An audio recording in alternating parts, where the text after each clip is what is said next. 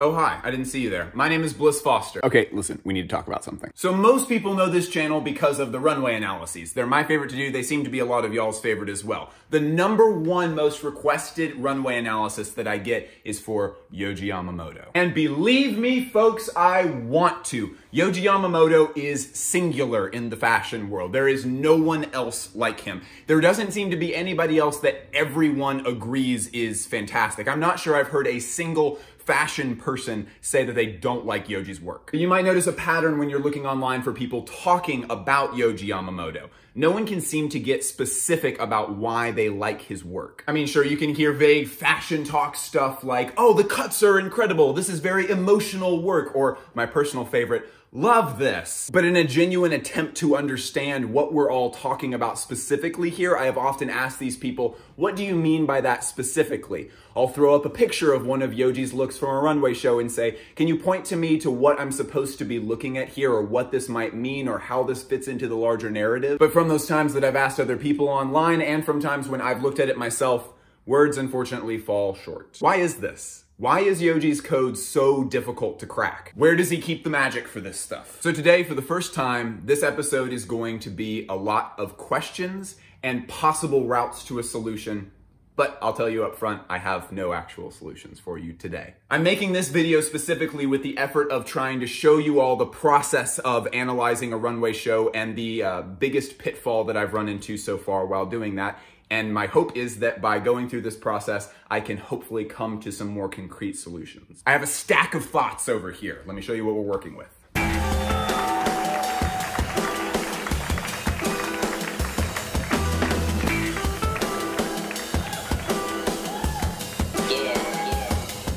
To be absolutely abundantly clear, I like Yohji Yamamoto. I like Yohji Yamamoto's work a lot. Let's get to work here. Let me lay out this problem in detail for you. The Yohji Yamamoto problem that I'm referring to here is that I am struggling to find meaningful interpretation of his work on the level of a look-by-look basis. I kind of pride myself on not pushing out fluff content where I'm just kind of pontificating about stuff or giving you vague platitudes about a designer, but I'm being specific and I'm helping you understand the references, nuances, and the storytelling of runway shows. If you are honoring me with a chunk of your time, I want to be able to bring value to your life by showing you things in great detail and not just talk about them in vague, abstract, conceptual ways. Before I move too far into this, I want to thank everyone who has joined the Patreon and remind everyone that this channel is only able to exist because of real, literal financial support that is given from the viewers. I'm out here doing fashion journalism all on my own, and if you like it, I ask that you would please support it. Link is down in the description. Let's move on. Typically, I find that I can be most useful to people when I am outlining references, I'm showing you easy to miss details in a runway show, and I'm kind of bringing everything together into a cohesive narrative so you can better understand what the artist's intention might have been. I like symbolism and storytelling a whole lot, so typically I just spend a lot of time with a single runway show. I read as much as I possibly can about it, and then I just kind of bring you what I've found. But I've hit a wall here because I'm finding that this process isn't really going anywhere with Yohji's collections. So really, this isn't a Yohji Yamamoto problem. This is more a problem with Bliss's approach to interpretation for Yohji Yamamoto's work. Shall we work off of an example? Let's work off of an example. The first analysis that I ever did was Raf Simons' Fall/Winter 2018 show, and this one was so much fun to do. I had show notes where Raf outlined his intentions and kind of what his goals were for the show. He mentioned that a lot of the show was based on the film Christiane F. He mentioned that a lot of it was based off of the play Drugs. So from there, I was able to watch Christiane F. I was able to look more into the play Drugs, and I was able to pick out how he was using those other pieces of art within his own art.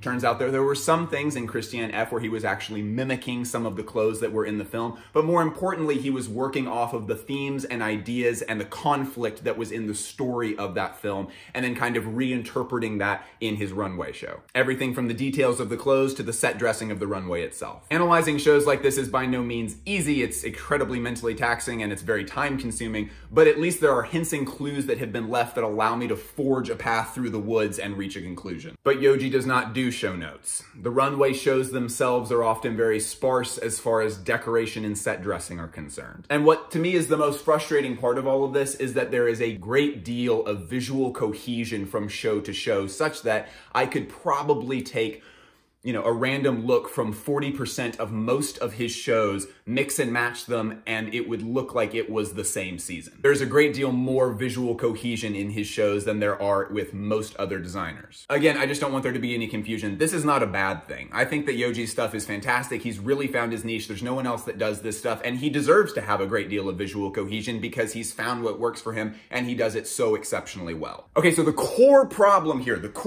hey, listen, I know I talk really fast and that these videos move really, really quickly and it's easy to like get your eyes glazed over. This is the core of the video. This is what I'm really asking. The question here is, how does Yohji Yamamoto make meaning in his art? I'm not asking the question, what does Yohji Yamamoto mean? Tell me what this symbolically represents. What's the point of all of this? I'm not asking those questions.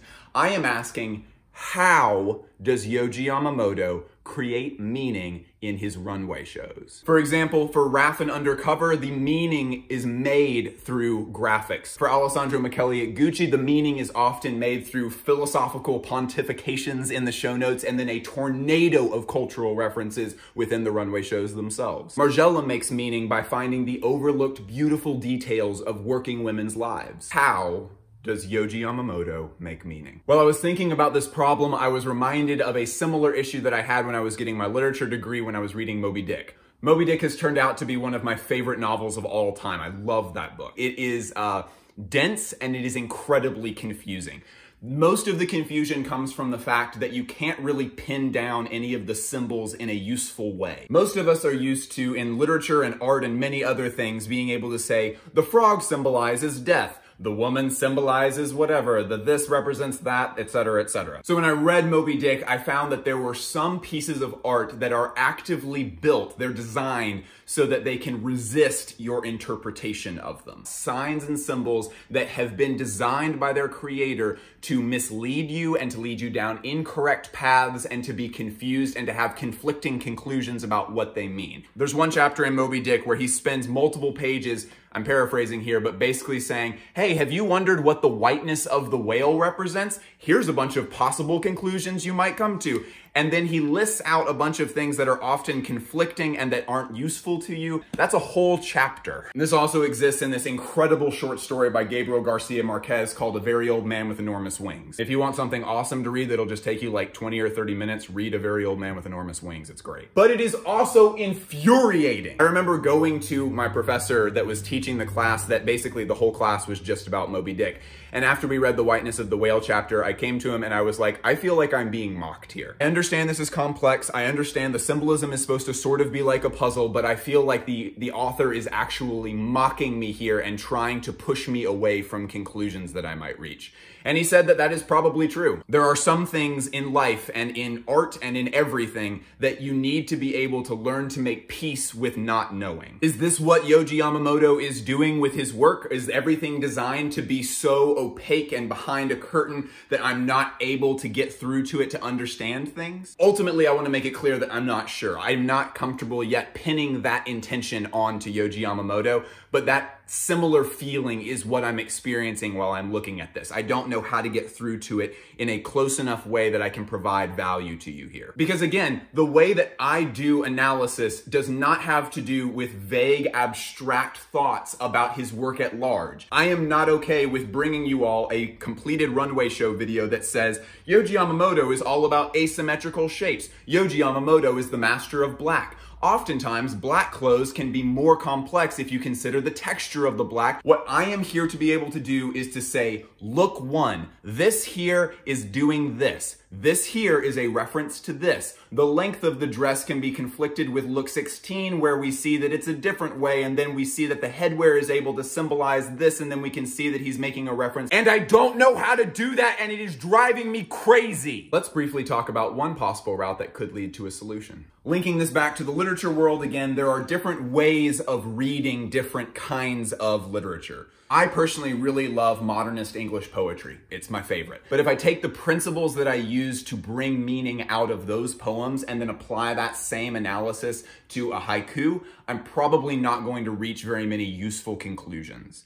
There is a different way of reading, especially Eastern poetry versus Western poetry. It is a totally different set of skills. I'm trying to figure out how I can shift my point of view so that I can more usefully look at and reach conclusions with Yohji Yamamoto's work. The only hint that I found so far that seems like it might be useful is a Japanese cultural concept called ma. As far as I can tell, ma seems to be untranslatable into English, but the place that most people start you on to start understanding it is that it means emptiness or space. I have a couple of quotes here that might help you sort of come to at least the same place that I'm at with this cultural concept. Lawrence Abrahamson has a really good short article called The Potential of Nothing, where he says, when we think of boundaries, we think of lines, but what if we thought instead about space? The separation between these two objects, the space, the empty space here, this is the ma. To complicate that a little bit more, the YouTube channel Extra Credits says, quote, ma is a nearly impossible concept to translate because it's not exactly how we think of a musical rest or the blank space on a painting in the Western tradition. It's not just about having negative space help define the foreground. Rather, it's about the negative space being one continuous piece with the image itself. Neither the blank space nor the filled space is the point of the piece, but rather they simply form the experience that the piece provides. One very consistent use of ma in Japan seems to be when they're teaching children to bow. They'll talk about leaving enough ma at the end of your bow, and that is where the respect for the other person is derived from. Another pretty common usage is that people will say the ma isn't right, and that's referring to your timing, like your timing was off. Again, remember that I'm trying to figure out what point of view I can be looking through so that I can better understand Yohji's work. So there seems to be no limit on how this use of emptiness or space gets applied to different things. It seems to be just part of the cultural fabric of living in Japan. So I'm trying to currently determine how ma might get used in Yohji's work. And this is not the conclusion here. I don't think I'm going to reach the ultimate answer to my question here and be able to derive this in this way. Again, I'm just trying to find routes that could lead to a conclusion. So like my initial questions right now are, how would ma even be used in fashion? Would that mean that ma is a place where something is cut out of a dress, like here? As I sit here on the ground, because of the size of this shirt, because I'm not wearing a small, I'm wearing a large, is the space between the beginning of this shirt and my skin, is that ma? Are the parts of the dress that are typical, functional, normal parts of a stereotypical dress, is that the ma? And then the places where he goes asymmetric or does this detail over here, is that the lack of the ma? I'm sure that all of these questions and probably this whole section of this video looks ridiculous to someone who actually understands this concept on a very intimate level, but I figure there's no way that I'm going to get answers to this thing unless I'm willing to come out publicly and look kind of stupid by asking the question. So what I would really love for us all to do is to communally have a conversation in the comments section about how we can begin to interpret Yohji Yamamoto's work on a dress-by-dress basis. How can we do this? Before we actually wrap this up, I have one more thing that we want to do in this video that's gonna be well worth your time. So let's stick around and I'll do that. But before we do that, it's really easy to assume that a channel that has 30,000 subscribers is doing fine and that the patrons are all there and that everything is great.